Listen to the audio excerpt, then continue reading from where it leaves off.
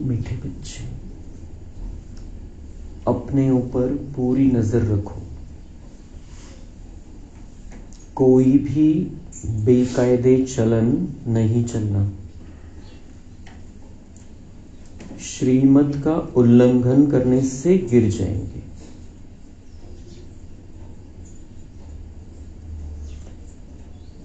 प्रश्न है, पद्मा पदम पति बनने के लिए कौन सी खबरदारी चाहिए? उत्तर, सदैव ध्यान रहे जैसा कर्म हम करेंगे हमें देख और भी करने लगेंगे। किसी भी बात का मिथ्या अहंकार न आए। मुरली कभी भी मिस न हो।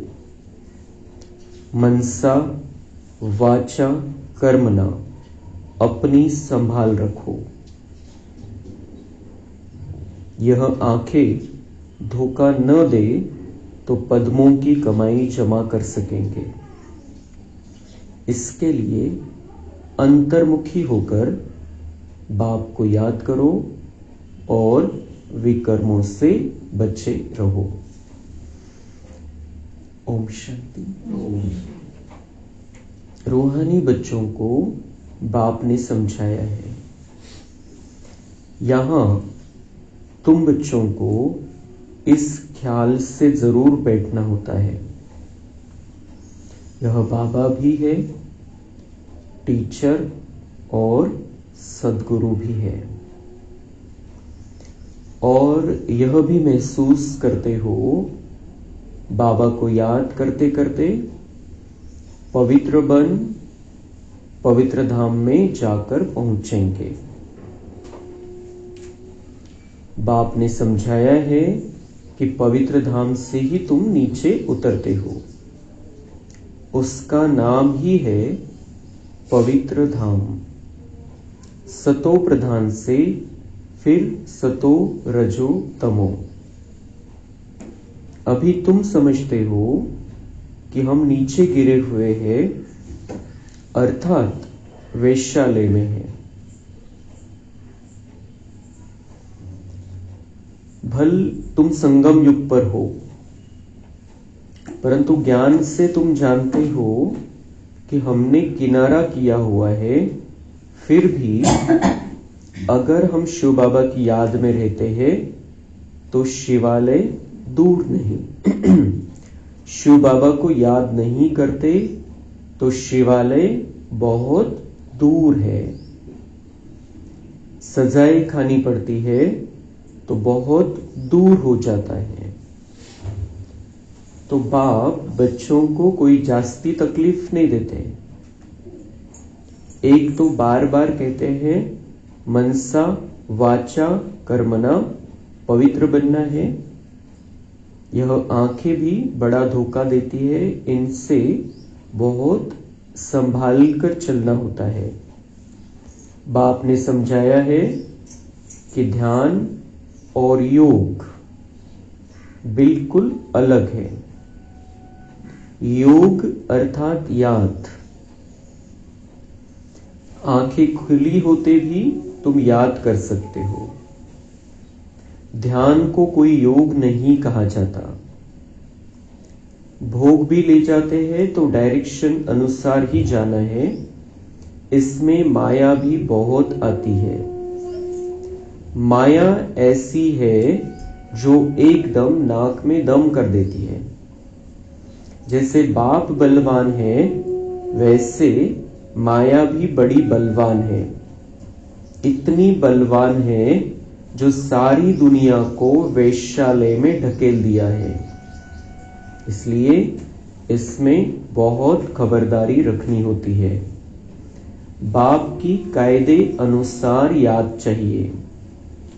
बेकायदे कोई काम किया तो एकदम गिरा देती है। ध्यान आदि की कभी कोई इच्छा नहीं रखनी है। इच्छा मात्रम अविद्या। बाप तुम्हारी सब मनोकामनाएं बिगर मांगे पूरी कर देते हैं अगर बाप की आज्ञा पर चले तो। अगर बाप की आज्ञा न मान उल्टा रास्ता लिया तो हो सकता है स्वर्ग के बदले नरक में ही गिर जाए। गायन भी है, गज को ग्राह ने खाया। बहुतों को ज्ञान देने वाले, भोग लगाने वाले आज है कहां? क्योंकि बेकायदे चलन के कारण पूरे मायावी बन जाते हैं। डीटी बनते बनते डेविल बन जाते हैं। तो बाबा हमें रोज सावधानी देते रहते हैं कि हम अपने आप को संभाल कर रखें। अभी हमने किनारा कर लिया है, इस वेश्यालय से, इस नरक से किनारा कर लिया है। बाबा म्हणता है कि जो अभी हम तो संगम युग में है, लेकिन बाहर तो कलयुग चल रहा है। तो हमें ये क्लियर है, हमने किनारा किया हुआ आहे, म्हणजे आपण दूर आलेलो आहे, त्याच्यापासून आपण दूर झालेलो आहे। पण बाबा म्हणता है अगर शिव बाबा की याद नहीं है, योग नहीं है बहुत अच्छी रीति से, तो माया बड़ी बलवान है। इतकी ताकद आहे तिच्यामध्ये की या संपूर्ण पवित्र दुनियेला तिने संपूर्ण अपवित्र दुनिया बनवलेलं आहे। शिवालय था वैश्यालय बन गया है। इतकी ताकद, माया इतकी बलवान है। आवंत सगळ्या दुनियेला तिने काय करून टाकलेले, इन 5 विकारों ने इस दुनिया को नरक बना दिया है, वैश्यालय बना दिया है। इतनी ताकत है। तो बाबा म्हणते सावधान राहायचं, बाहेर तेच चाललेलं आहे। जो दुनिया है बाहर, वो संपूर्ण रीति से विकारों की दुनिया है। हम बुद्धि से जानते हैं कि हम अब अलग हो गए हैं उस दुनिया से, लेकिन रहना तो उसी वाइब्रेशन में है। इसलिए बाबा समझाते तुम्हें बहुत बहुत बहुत सावधान रहना है। मनसा वाचा कर्मना पवित्र बनना है। मनसा वाचा कर्मना पवित्र बनना है। अपवित्र दुनिया में रहते हुए पवित्र बनना है। तो उसके लिए क्या चाहिए? बाबा नजदीक चाहिए, बाबा का साथ चाहिए, मतलब बाबा से योग होना चाहिए। तो बाबा से अगर योग है तो शिवालय दूर नहीं है हमसे। जसं आपण आता योगची प्रॅक्टिस केली, तर आपण जसं जसं कॉमेंट्री होती त्यानुसार जर आपण चिंतन केलं, तसं जर बघितलं तर किती जवळ वाटतं सगळं आपल्याला। हम बाबा के कितने नजदीक है। तो ऐसे जितना हम बाबा को याद करेंगे, बाबा हमें दूर वाला महसूस होगा ही नहीं। बाबा हमारे साथ में रहेगा, और बाबा साथ में रहेगा तो जहां बाबा है वहां माया आ नहीं सकती है। भले ही माया का राज्य है, लेकिन माया हमें प्रभावित नहीं कर सकती है। तो बाबा म्हणता है कि अभी तुम्हें मैं कोई जास्ती तकलीफ नहीं दूंगा। तुम्हें पवित्र बनना है, आंखों को संभालना है, म्हणजे जी दृष्टी है ती खूप पवित्र असली पाहिजे, आत्मिक दृष्टी असली पाहिजे। आंखें, सभी कर्मेंद्रियों पर कंट्रोल करना है। सभी कर्मेंद्रियों के हम मालिक हैं। आंख, कान, मुख, नाक, हाथ, इन सभी कर्मेंद्रियों के हम मालिक हैं। तो मालिक बनकर रहना है, नहीं तो ये धोखा देंगे, हमारे से पाप कर्म होंगे और हम और भी बाबा से दूर होते जाएंगे। तो बाबा के नजदीक रहना है तो पूरी तरीके से याद में रहना है। और याद और ध्यान, बाबा म्हणता है इसमें बहुत बड़ा फरक है। योग आपल्याला ध्यानाला बसायचंय, ध्यान करायचंय नाही। ध्यान मतलब की ध्यान आणि योग दोन्ही गोष्टीमध्ये असा फरक आहे की ध्यान म्हणजे बिलकुल आपल्याला कशाचं भानच राहिलेलं नाही। वो हे ध्यान की शरीराचं पण भान नाही, डोळे बंद केलेले आणि आपण कुठल्या तरी वेगळ्या दुनियेमध्ये पोहोचलेलो आहे। तर बाबा म्हणता है ऐसे भोग भी, जो संदेशिया भोग लगाती है, उनको भी बाबा कहता है कि डायरेक्शन अनुसार भोग लगाना है। ऐसे नहीं कि चले गए, उसमें माया पकड़ सकती है, कारण इतलं भान राहिलं नाही, भानामध्ये नाहीये, तो उसमें माया पकड़ सकती है। इसलिए हम जब भी भोग लगाना है बहुत योग युक्त होकर, योग म्हणजे क्लिअर कनेक्शन, आत्म्याचं परमात्म्याशी कनेक्शन, आणि ध्यान म्हणजे कशाचंच भान राहिलेलं नाही. योग म्हणजे आपण आपल्या मन आणि बुद्धीला चालवतो. खूप जागृत स्थितीमध्ये आपण मन आणि बुद्धीला चालवतो, मनाला बाबाकडे घेऊन जातो, बुद्धीने आपण बाबांना बघतो.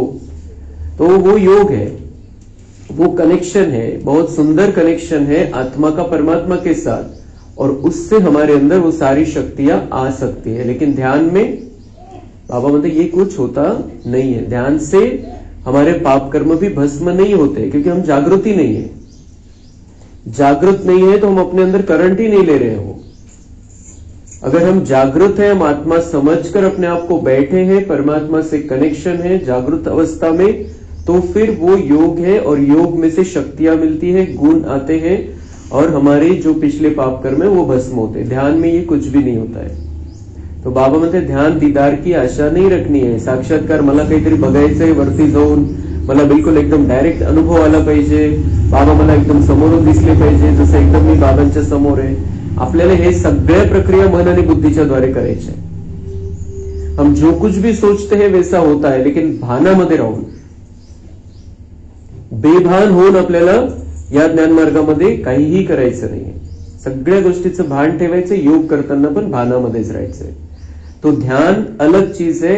अगर हमारी मन बुद्धि को खींचना होगा, कुछ बाबा को हमें साक्षात्कार कराना होगा, जब कराना होगा तब करा देगा. लेकिन हमें ये आशा के साथ नहीं बैठना है कि मुझे कुछ तो देखना है, अभी मला कशाचं तरी साक्षात्कार करायचं आहे, मला काहीतरी दिसलं पाहिजे म्हणजे मी पक्क होऊन जाईल. असं मम्मा नंबर 1 गई, मम्मा बाबा के पहले भी संपूर्ण बन गई, उसने कभी भी किसी बात का साक्षात्कार नहीं किया. कोणताच साक्षात्कार नहीं झाला मम्मांना, तरी नंबर 1 गेल्या बिना साक्षात्कार के, क्योंकि उनका क्लियर कनेक्शन था बाबा के साथ और निश्चय बुद्धि थी मम्मा. तो यही हमें अपने अंदर धारण करना है. बाकी ध्यान की आशा नहीं रखनी है. बाबा म्हणते ऐसे ध्यान करने वाले, ध्यान में जाने वाले, भोग लगाने वाले, कुछ संदेश लाने वाले भी कुछ चले गए, क्योंकि उन्होंने योग तो किया ही नहीं, बाबा से कनेक्शन ही नहीं है क्लियर. तो बाबा से कनेक्शन, बाबा से जुड़ाव, बाबा के साथ में रहना, ये सारी जागृत स्थिती आहे, समजून उमजून करायच्या गोष्टी. ध्यान मतलब आपण आपल्या ते समजण्याच्या पलीकडे गेलेले आहे आणि काहीतरी कोणीतरी आपल्याला कंट्रोल करते, ते ध्यान. तो ऐसा ध्यान हमें नहीं करना है. समझकर जानकर बाबा को क्लियर बहुत अच्छी रीति से हमें याद करना है. क्योंकि बाबा म्हणते जब ध्यान में जाते हो म्हणजे भान नाही राहिलेलं, आणि तेव्हा माया पकडू शकते तुम्हाला.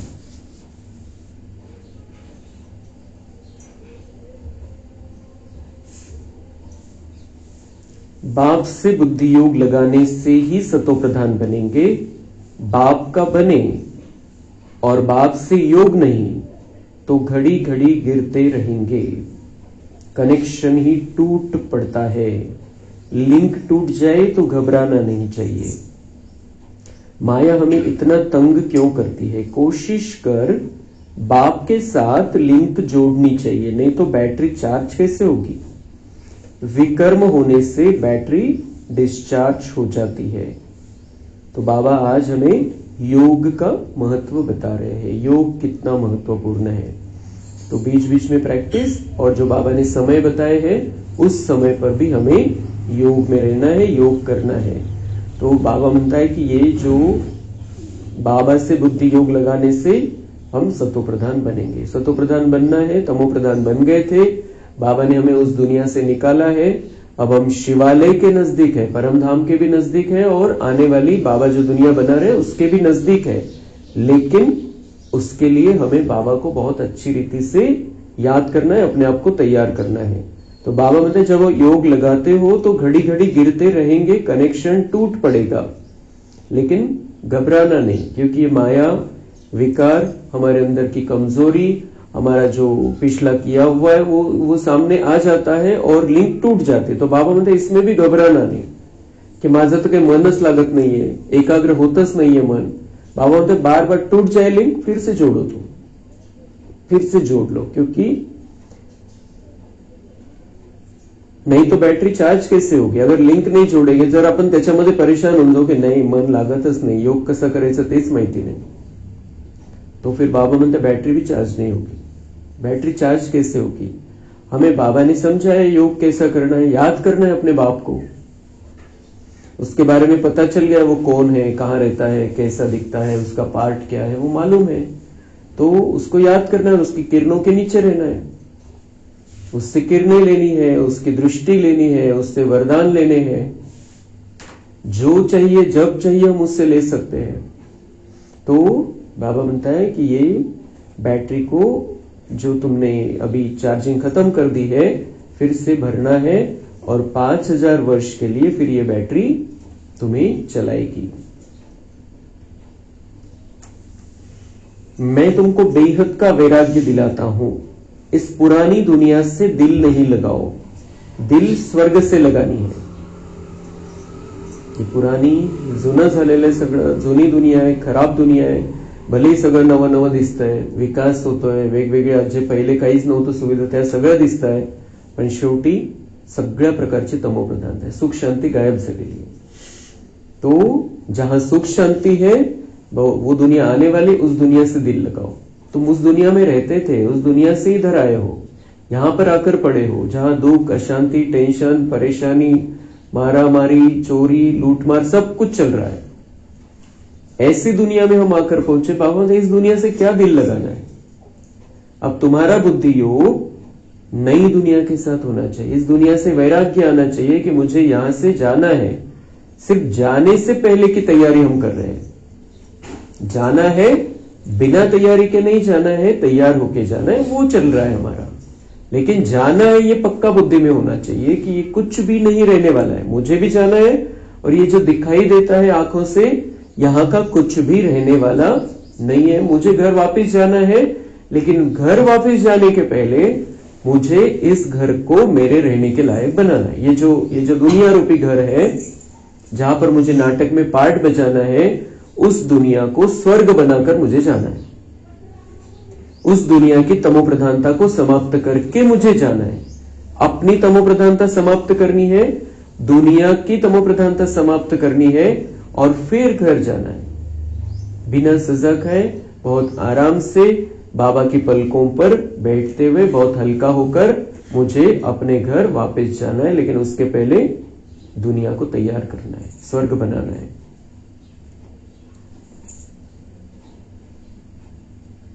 अगर ऐसा लक्ष्मी नारायण बनना है तो मेहनत करनी पड़े। बाबा म्हणता है अगर ऐसा लक्ष्मी नारायण बनना है तो मेहनत करनी पड़े, नहीं बनना है तो मत करो। और मेहनत भी क्या सिखाता है बाबा? मन बुद्धि की मेहनत है, तन मन धन मनसा वाचा कर्मणा, जो कुछ भी अच्छा कर सकते हैं वो करना है बस। बाकी तो कुछ सब मेहनत तो इससे 1000 पट हमने कर ली भक्ति मार्ग में, यहां पर तो वैसी कुछ भी मेहनत नहीं है। लेकिन जो अगर बाबा का बनकर भी अगर कुछ नहीं कर रहे हैं तो बाबा बोलते लक्ष्मी नारायण तो नहीं बन सकते। लक्ष्मी नारायण बनना है तो मैं जो कहता हूं मुरली में वो करो, वही मेहनत है। बुद्धि योग एक बाप के साथ होना चाहिए। पुरानी दुनिया से वैराग्य, सुख धाम और शांति धाम को याद करो जितना हो सके। उठते बैठते चलते फिरते बाप को याद करो। यह तो बिल्कुल ही सहज है। तुम यहां आए ही हो नर से नारायण बनने के लिए। सबको कहना है कि अब तमो प्रधान से सतो प्रधान बनना है, क्योंकि रिटर्न जर्नी होती है। अभी बाबा म्हणता है सबको समजाओ की अभी रिटर्न जर्नी है, परतीचा प्रवास सुरू झालेला आहे। आपण आता तिथून इथं आलो होतो, तिथं आता सगळ्यांना परत जायचंय आपल्या घरी। परमधामवरून इथं आलो होतो आपण आत्मे, आता पुन्हा आपल्या घरी परत जायचंय। तर आता तिथं जायचंय तर ते पवित्र धाम है। एक हमारे घर का नाम है शांति धाम, बहुत सुंदर बहुत मीठा नाम, और आज बाबा ने ये नाम बताया पवित्र धाम। तो उस पवित्र धाम में हमें जाना है, तो पवित्र होकर ही जाना होता है वहां पर। तो एक तो प्यार से जा सकते हैं, नहीं तो मार से जा सकते हैं, जाना तो है। तो बाबा म्हणते सबको समजाओ की आता परतीचा प्रवास आहे, घरी परत जायचंय, तर आता जाण्याच्या पहिले ती सगळीची महाविनाशाची प्रक्रिया त्याच्या पहिलेच पवित्र बनायचं है। आणि पवित्र बनण्यासाठी बाबांचं बनावं लागेल। बाबा का बच्चा बनना पड़ेगा, तब हम बहुत आराम से, बहुत प्यार से पवित्र बनेंगे और सजाओं से बच जाएंगे। वर्ल्ड की हिस्ट्री, ज्योग्राफी रिपीट, माना नर्क से स्वर्ग, फिर स्वर्ग से नर्क, यह चक्र फिरता ही रहता है। इतिहास आणि भूगोल पुन्हा पुन्हा रिपीट होतो या विश्वाचा। तर त्याचा अर्थ काय कि नरक से स्वर्ग बन जाता है, फिर स्वर्ग से नरक, ये चक्र फिरता ही रहता है। अभी हम नरक में रह रहे थे, बाबा ने हमको यहां से निकाला, अलग कर दिया है संगम युग में, अब हमें स्वर्ग में जाना है। जो संगम में आता है वो स्वर्ग में पहुंचता है, बाकी जो नरकवासी ही रहेंगे वो फिर नरक में ही आएंगे। द्वापर के बाद की दुनिया है नरक। थोडासा त्याचा जे प्रभाव आहे नरकाचा तो थोडा थोडा वाढत जातो, पण नरकच आहे शेवटी द्वापर पासून। तो जो नरक में ही रहेंगे, जो संगम में नहीं आएंगे, वो नरक की ही दुनिया में फिर से नीचे उतरेंगे। बाप ने कहा है यहां स्वदर्शन चक्रधारी होकर बैठो। जब हम मुरली सुनते हैं, बाबा को याद करते हैं, तो स्वदर्शन चक्रधारी होकर हमें बैठना है। मैं कौन सी आत्मा हूं ये बुद्धि में रखना है। मैं कौन हूं? मैं आत्मा हूं, लेकिन मैं कौन सी आत्मा हूं? मैं परम धाम में अनादि स्वरूप में जो मैं थी, आत्मा रूप में चमकता हुआ सितारा, फिर आदि काल में मैं देवता रूप में थी, मैं आत्मा। मेरा ये सफर चल रहा है। फिर मेरे मंदिरों में पूजा हो रही है, मेरी पूजा हो रही है मंदिरों में। फिर मैं बाबा का भी लाडला बच्चा हूं, ब्राह्मण बना हूं, मुझे ही फरिश्ता बनना है। हे मुरली ऐकताना हे चक्र फिरत राहिलं पाहिजे अधूनमधून, क्योंकि बाबा किसको समझा रहा है? जो बहुत श्रेष्ठ, बहुत पवित्र आत्मा है, ऊंची से ऊंची आत्मा है, जो देव आत्मा है, जो पूज्य आत्मा है, जो ऊंचे ब्राह्मण आत्मा है, जो फरिश्ता है, उसको बाबा समझा रहा है। मैं अंदर बैठी हूं, अभी इस शरीर में हूं, हम ये प्रवाह, मेरा सफर चल रहा है और बाबा मुझे फिर से तैयार कर रहा है परम धाम जाने के लिए और देवता बनने के लिए। तो बाबा मतलब यहां पर स्वदर्शन चक्रधारी होकर बैठना है। और पढ़ा कौन रहा है? परम पिता, परम शिक्षक, परम सदगुरु। ये बुद्धि में रखना है मुरली सुनते समय। इसी याद में रहो कि हमने कितनी बार चक्र लगाया है, कितनी बार चक्र लगाया। बाबा बार बार हमें हमारा जो पहला जो जीवन है उसकी याद दिलाता है, जो 84 जन्मों का जीवन है उसकी याद दिलाता है। तो बाबा मतलब बीच बीच में ये चक्र फिराते रहो और बुद्धि में ये चलता रहे कि हमने कितनी बार ये चक्र लगाया, कितनी बार हम देवता बने, कितनी बार हम फिर नीचे उतरे थे, फिर से देवता बनना है। अभी फिर से हम देवता बन रहे हैं। दुनिया में कोई भी इस राज को नहीं समझते हैं। क्यों नहीं समझते दुनिया में इस राज को कोई? क्योंकि उनका भाग्य ही नहीं है। यह ज्ञान देवताओं को भी नहीं है, वह तो है ही पवित्र, उनमें ज्ञान ही नहीं जो शंख बजावे। वह पवित्र है, उनको यह निशानी देने की दरकार नहीं। तो देवताओं को शंख बजा, उनके पास ज्ञान ही नहीं है और ज्ञान का शंख भी बजाने की जरूरत नहीं, क्योंकि सभी समझदार वहां पर बैठे हैं। इसलिए देवताओं को ज्ञान की जरूरत भी नहीं और किसी को भी ज्ञान बताने की, समझाने की जरूरत नाही। म्हणून शंख कोणाची निशानी आहे? संगम युगातल्या ब्राह्मणांची, कि हमें ज्ञान की शंख ध्वनि करनी है, हमें सबको ज्ञान सुनाना है, समझाना है। निशानी तब होती है जब दोनों इकट्ठे होते हैं। तुमको भी निशानी नहीं, क्योंकि तुम आज देवता बनते बनते कल असुर बन जाते हो। आणि म्हणून विष्णूला दाखवले, निशानी आपली आहे पण विष्णूला दाखवलेली ती निशानी, क्योंकि बाबा म्हणताय आज देवता बनते बनते कल आसुर बन जाते। काही परिस्थिती आली, मायेच्या वश होऊन जातं, म्हणून ब्राह्मणांना ती निशानी नाही दाखवलेली। कार्य आपलंच आहे शंखध्वनी करण्याचं, पण निशानी ब्राह्मणांना नहीं दाखवली, कारण आपली स्थिति गड़बड़ हो जाते। तो हमें भी ये पक्का करना है कि हमारी स्थिति कभी भी अभी गड़बड़ वाली नहीं होगी। मैं पक्का ब्राह्मण बनकर ही रहूंगा, चाहे कोई भी परिस्थिति आ जाए। मैं देवता के बदले असुर नहीं बनूंगा। बाप देवता बनाते, माया असुर बना देती है। द्वापर युग से माया का ये कार्य चल रहा है। अभी ये कार्य उसे संगम युग में नहीं करने देना है हमें। वो हमें असुर बनाती आई है। असुर मतलब हम 5 विकारों के वश होकर जीवन जीते आए हैं। अभी संगम युग में वो चांस नहीं देना है। अभी हमें देवता बनकर ही रहना है। भगवान के बच्चे हैं, देवता बनकर रहना है। बाप जब समझाते हैं तब पता पड़ता है कि सचमुच हमारी अवस्था गिरी हुई है। बाप समझाते तब पता पड़ता है कि हमारी अवस्था कहां से गिरी हुई है। हम बहुत ऊंची लेवल के थे, विकार का नामो निशान नहीं था, संपूर्ण पवित्र थे।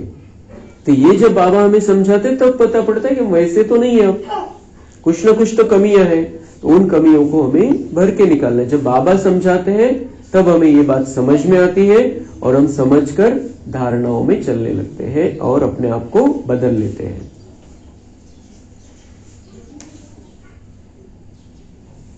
कितने बेचारे शिव बाबा के खजाने में जमा कराते, फिर मांग कर आसुर बन जाते। इसमें योग की ही सारी कमी है। तो बाबा म्हणता है कि बहुत अच्छे धारणा युक्त बच्चे, सेवा करने वाले बच्चे भी फिर क्या हो जाता है, अगर माया के वश हो गए तो उनको मांगना पड़ता है। दुनिया वालों से मांगना पड़ता है, बाबा से मांगना पड़ता है। तो मांगना पड़ता है इसका मतलब ही असुरियत है। तो बाबा म्हणता है इसमें क्या है कमी, कशाची? इसमें योग की ही सारी कमी है। अगर योग है तो बाबा से शक्तियां मिलती रहेगी। बाबा के अंदर जो कुछ भी है वो हमारे अंदर आता रहेगा। तो माया की ताकत ही नहीं हमें हराने की। कोई परिस्थिति, कोई व्यक्ति हमें हरा नहीं सकता है। तो इसलिए योग बहुत जरूरी है। योग से ही पवित्र बनना है। योग से ही पवित्र बनना है। बाबा की याद में बहुत अच्छी रीति से हमें रहना है, योग करना है समय समय पर। योग से ही पवित्र बन सकते हैं। और योग के लिए भी क्या चाहिए? ज्ञान। जब बाबा मुरली में हमारे मन बुद्धि को सेट करता है तब वो मन बुद्धि बाबा में लग सकती है। इसलिए योग के लिए पहले ज्ञान जरूरी है, लेकिन ज्ञान सुनने के बाद में योग भी जरूरी है। बुलाते भी हो बाबा आओ, हमें पतित से पावन बनाओ, जो हम स्वर्ग में जा सके। याद की यात्रा है ही पावन बन ऊंच पद पाने के लिए। क्यों योग करना है? पावन बनकर ऊंच पद पाने के लिए। अगर ऊंच पद नहीं पाना है तो थोड़ा योग किया तो भी चलेगा। जो मर जाते हैं फिर भी जो कुछ सुना है तो शिवालय में आएंगे जरूर। जो बाबा को छोड़कर चले जाते, मर जाते मतलब संगम युग में जिंदा नहीं है, कलयुग में चले गए हैं, तो बाबा मतलब फिर भी जो कुछ भी सुना है तो शिवालय में आएंगे जरूर। पद भल कैसा भी पाए, क्योंकि ज्ञान अविनाशी है, आत्मा में जाकर बैठ जाता है तो वो अपना असर दिखाएगा। तो बाबा म्हणता है वो आएंगे उस दुनिया में।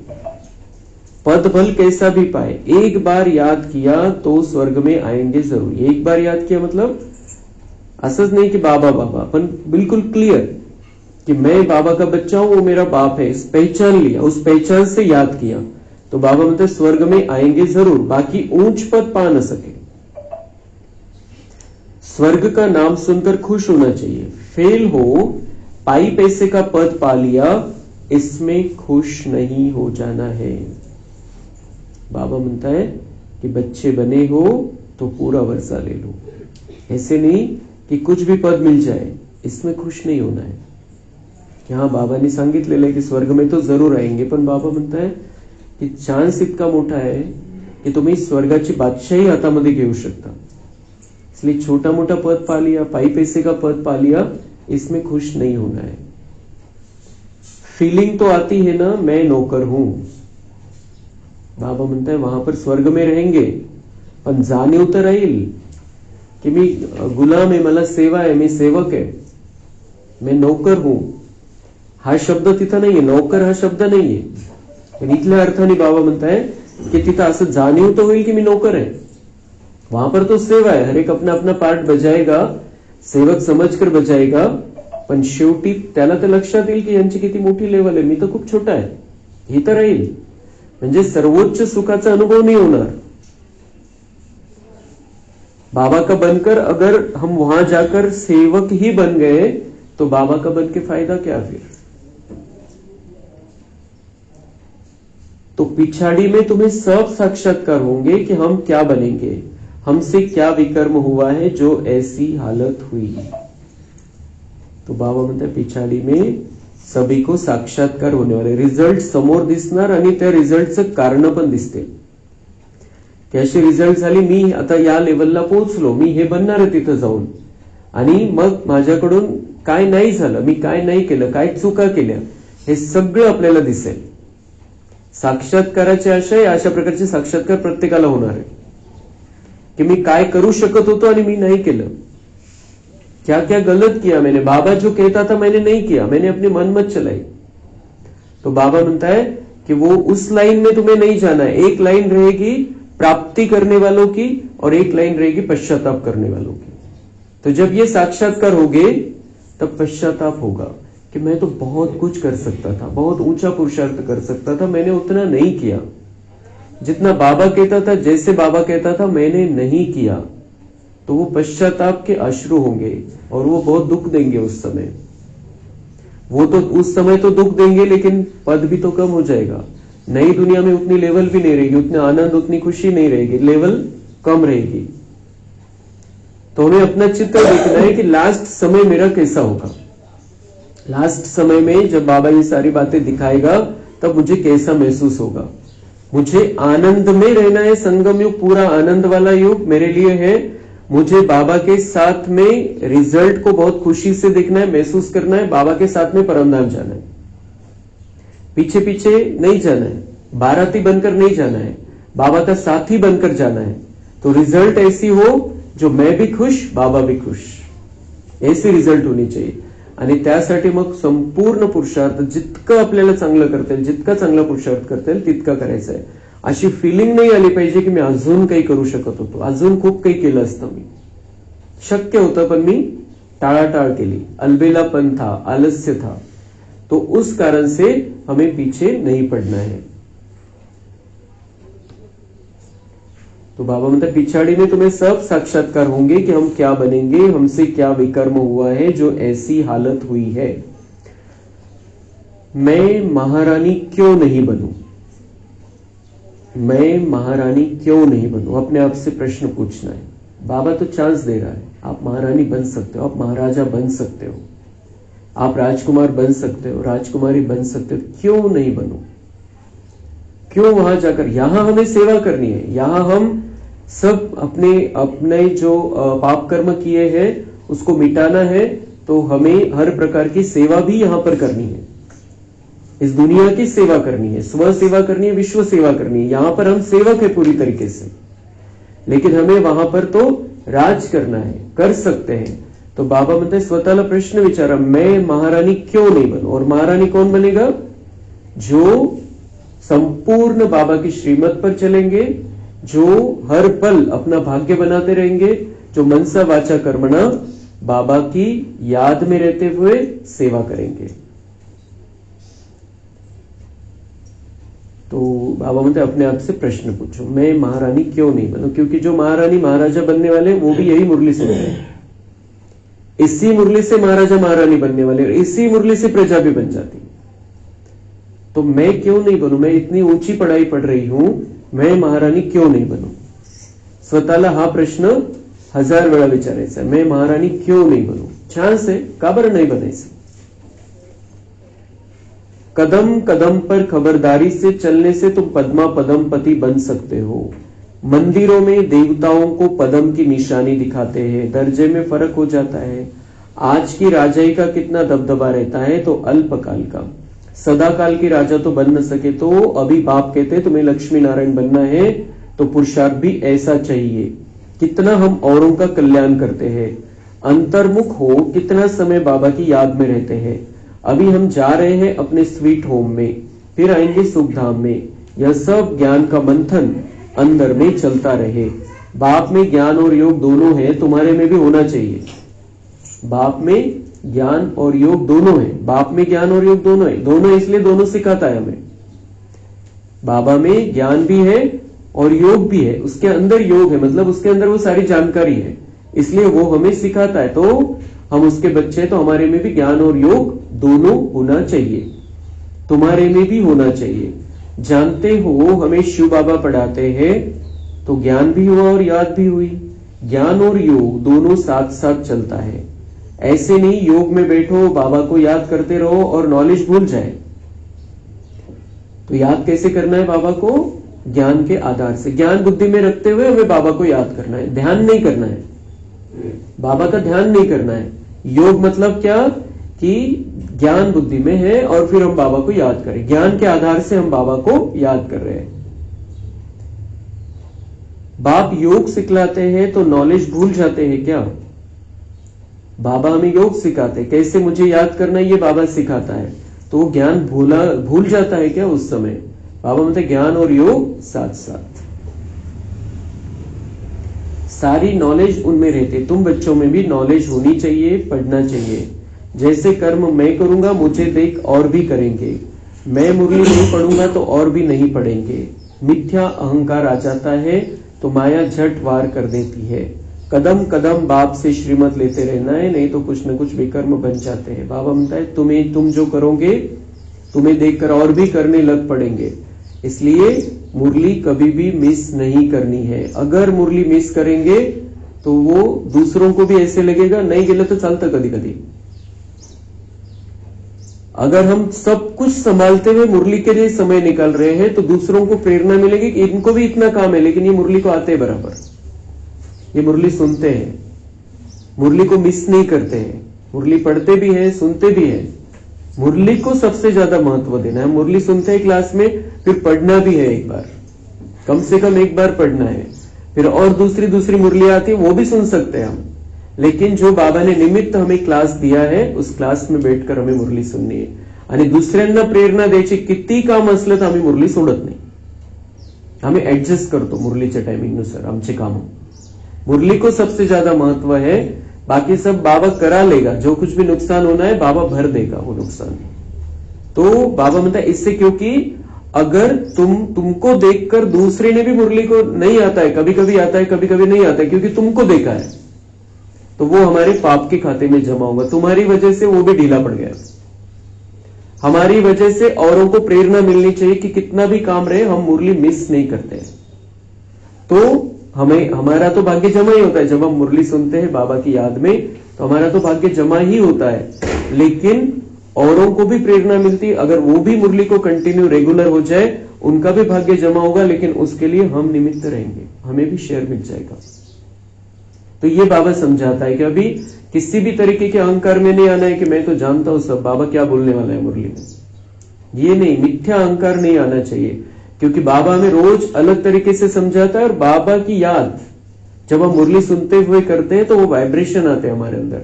जैसे हम मुरली सुनते हैं वो एनर्जी भी बाबा भर देता है। तो इसलिए बाबा हमें समझाता है कैसे बैठना है, क्या याद करना है, यहाँ पर कौन समझा रहा है। तो वो मुरली के साथ साथ, ज्ञान के साथ साथ वाइब्रेशन भी हमारे अंदर जाते हैं, ताकत आती है कि हम उस पर चल सके।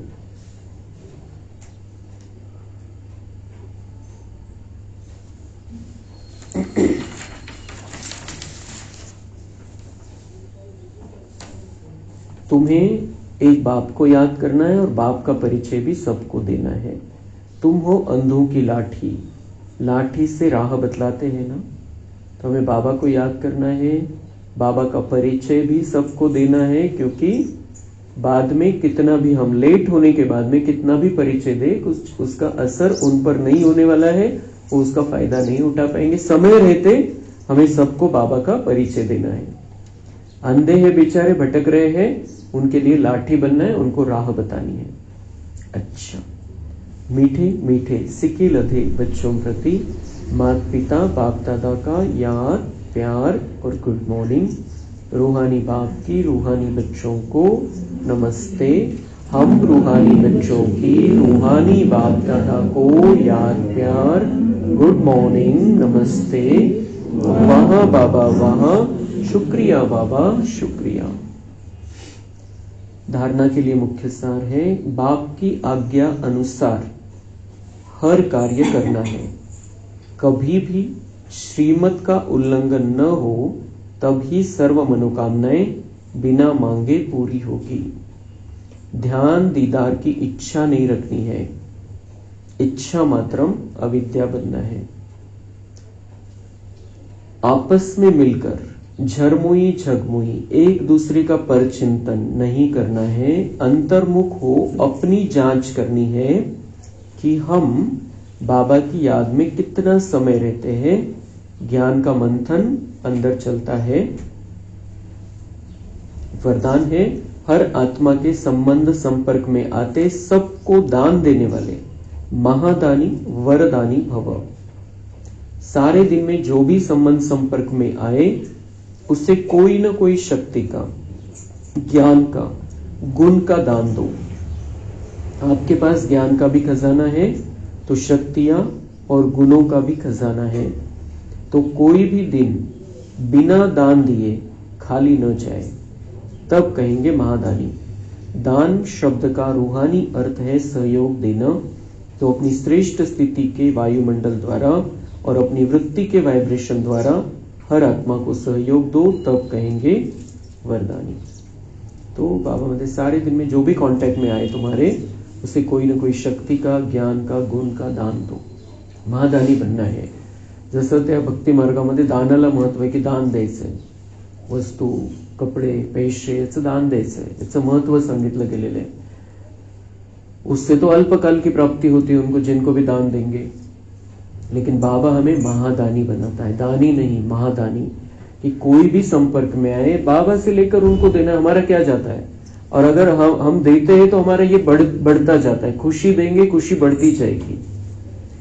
जो कुछ भी हमारा है ओरिजिनल, आत्मा का जो ओरिजिनल है, जिसके हम मालिक है, और जो बाबा के खजाने हैं, वो ऐसे खजाने हैं, वो देने से बढ़ते हैं।